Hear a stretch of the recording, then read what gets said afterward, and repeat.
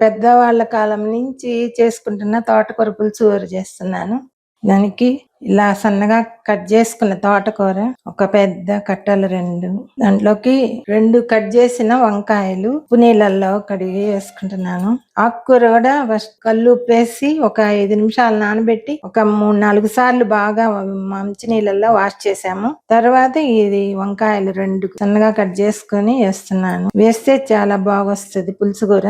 దాంట్లోకి కొంచెం మామిడికాయ ముక్కలు, పచ్చి మామిడికాయ, కొంచెం చిన్న ఆనియన్ ముక్కలు, మనం సాంబార్లో వేసుకుంటాం కదా ఆ దోసకాయ ముక్కలు కొన్ని, ఒక 8 పచ్చిమిరపకాయలు వేసాను. మీకు కారం ఎంత కావాలో అంత వేసుకోవచ్చు. 3 పెద్ద టమాటాలు, ఇది వేస్తే టమాటా ఎక్కువ వేస్తే టేస్ట్ గా ఉంటుంది. అందులోకి పసుపు, దాంట్లోకి సరిపడినంత కల్లుప్పు వేస్తున్నాను. చాలకపోతే మళ్ళీ వేసుకోవచ్చు.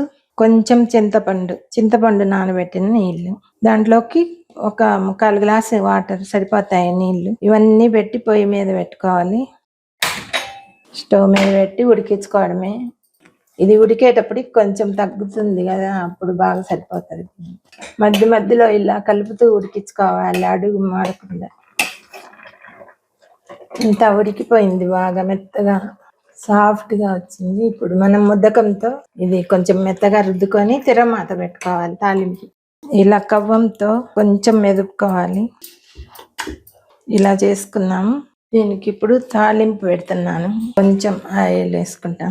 7-8 స్పూన్లు, టీ స్పూన్లు అయితే సరిపోతుంది, ఎక్కువ అవసరం లేదు.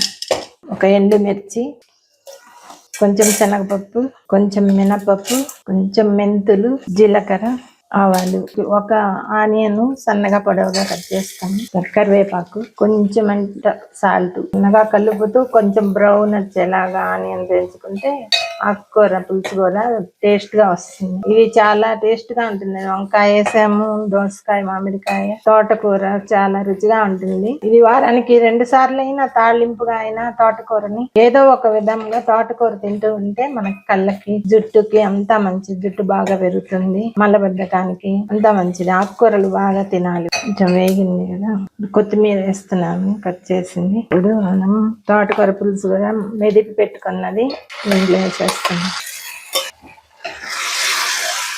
ఆరోగ్యానికి ఎంతో మేలు చేసే ఈ తోటకూరని మీరు కూడా ఇలా ట్రై చేయండి. ఎప్పుడు పప్పులోనే కాకుండా కందిపప్పులో వేసి పప్పు చేసుకోవచ్చు, వేపుడు కూరలు చేసుకోవచ్చు కట్ చేసి సన్నగా. ఇలా పెద్దవాళ్ళ కాలం నాటి తోటకూర పులుసు చేసుకోవచ్చు. కమ్మగా ఉంటుంది, అన్నంలో రుచిగా ఉంటుంది. ఒకసారి ట్రై చేసి చూడండి. స్టవ్ ఆపేసుకున్నాము, అయిపోయింది.